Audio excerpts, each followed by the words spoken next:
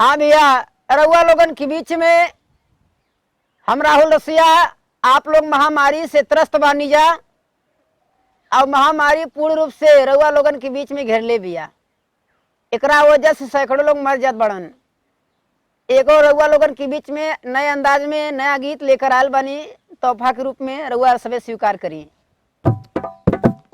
कितना लोग मार गईले कोरोना बीमारिया में, कोरोना बीमारिया में हो। कितना लोग मार गईले कोरोना बीमारिया में।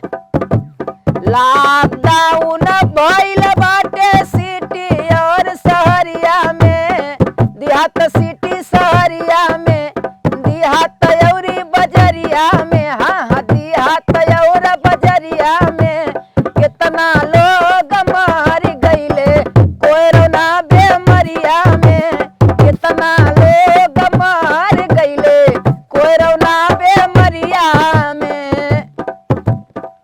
योगी मोदी करे सबई देश के सुरक्षा, भारत देश हमार होई अब अच्छा। फूल पावर बाटे एकदम जिलाई अधिकारिया में, जिला प्रशासन अधिकारिया में।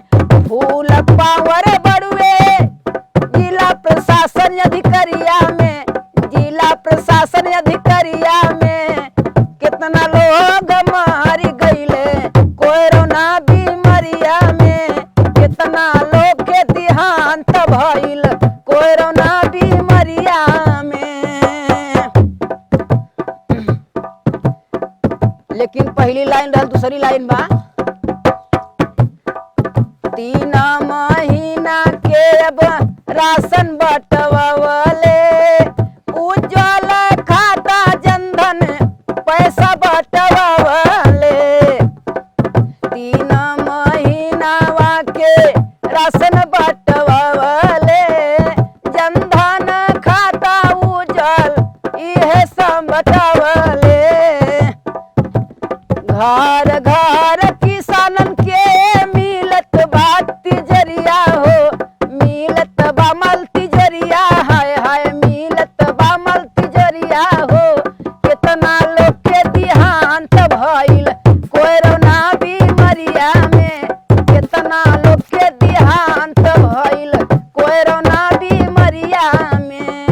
चीन से आइल ई कोरोना बीमारी, चीन से आइल कोरोना बीमारी। पूरे विश्व में फैलल बाटे महामारी, पूरे विश्व में फैलल बाटे महामारी। पुलिस प्रशासन टहरे लागे रोडे बीच बजरिया में, रोड बीच बजरिया में। हर ज्ञानपुरा गोपीगंज बजरिया में। कितना लोग के देहांत भइल, कितना लोग के देहांत भइल कोरोना बीमारिया में। कितना लोग के देहांत भइल कोरोना बीमारिया में। 2020 भैया बाटे खतरनाक हो, 2020 ही है बाटे खतरनाक हो। ओ कहे कभी भी काश दिलवे के बात हो। रसिया राहुल कोरोना से तड़पे ई दुख भरिया में। रसिया राहुल कोरोना से तड़पे दिन दोपहरिया में, अरे तड़पे दिन दोपहरिया में। कितना लोग मर गईले यही कोरोना बीमारिया में।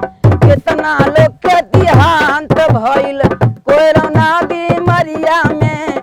लॉकडाउन हो गईल देहात सिटी बजरिया में, देहात और सिटी बजरिया में। कितना लोग के देहांत भइल कोरोना बीमारिया में। कितना लोग के देहांत भइल कोरोना बीमारिया में। अच्छा लगी गीत हमार तो आप लोग लाइक सब्सक्राइब कमेंट जरूर करिए। Thank you.